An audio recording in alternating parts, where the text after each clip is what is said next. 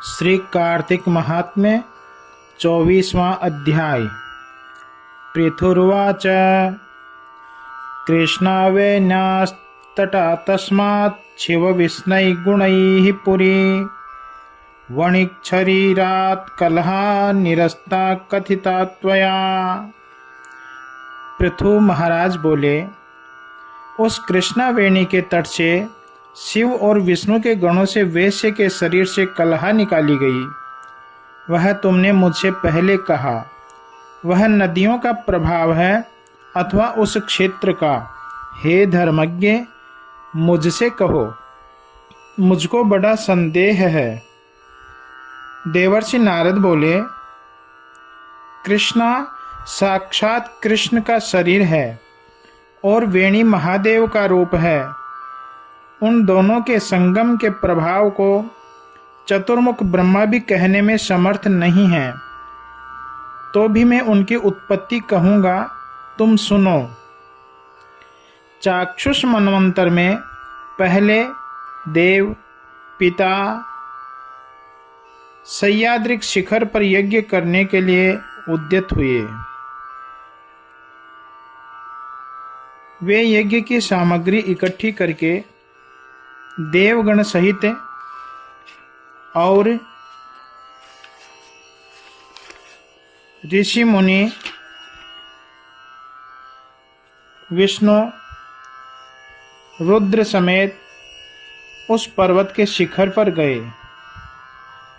भृगु आदि मुनिगण ब्रह्म दैवत मुहूर्त में उनकी दीक्षा के लिए बड़ी प्रीति से समाज एकत्र कर बड़ी पत्नी जो वाणी की देवता है उसे बुलाया।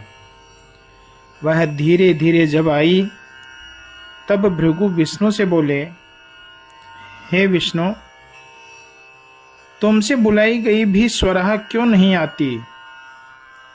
मुहूर्त निकला जा रहा है, दीक्षा विधि कैसे की जाए? श्री विष्णु बोले, जो शीघ्र स्वरा न आए तो यहाँ गायत्री को दीक्षा करनी चाहिए।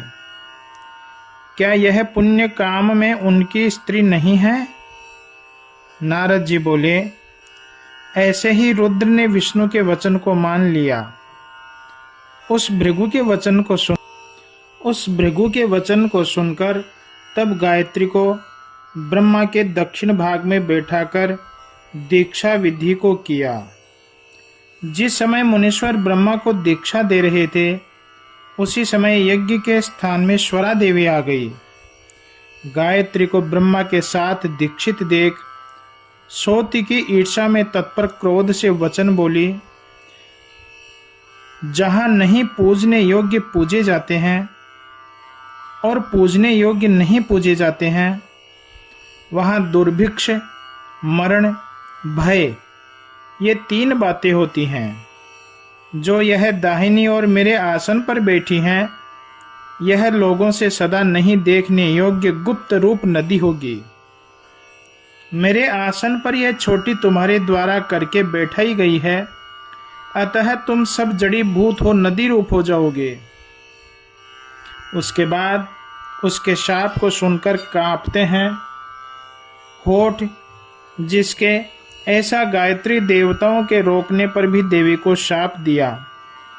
गायत्री बोली, ब्रह्मा जैसे तेरे पति हैं वैसे ही मेरे हैं।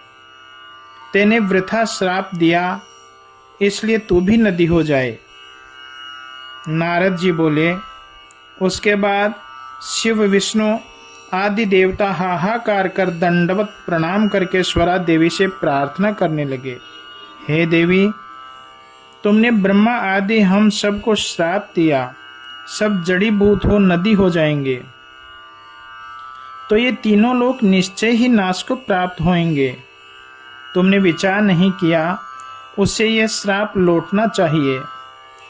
स्वरा बोले, हे सुरोत्तमो, यज्ञ के आदि में जो तुमने गणेश का पूजन नहीं किया, उससे मेरे क्रोध से उत्पन्न यह विघ्न हुआ है। मेरा यह वचन भी झूठ नहीं होगा। उससे अपने अंशों से जड़ी भूत हो तुम सब नदी होंगे। हम दोनों सोते भी अपने अंशों से पश्चिम वाहिनी नदी हो जाएंगी। नारद जी ने कहा, यह उस स्वरा के वचन सुनकर पितामह ब्रह्मा, विष्णु और महेश जड़ रूप हो अपने अंशों से नदी रूप हो गए। विष्णु कृष्णा हुए, शंकर वेणी और ब्रह्मा ककुतमिनी नाम नदी हुई। ये सब पृथक पृथक हुए। देवता भी जड़ होकर अपने अंशों से ब्रह्मादि सब सह्य पर्वत के शिखरों से नदी हो पृथक पृथक बहने लगे।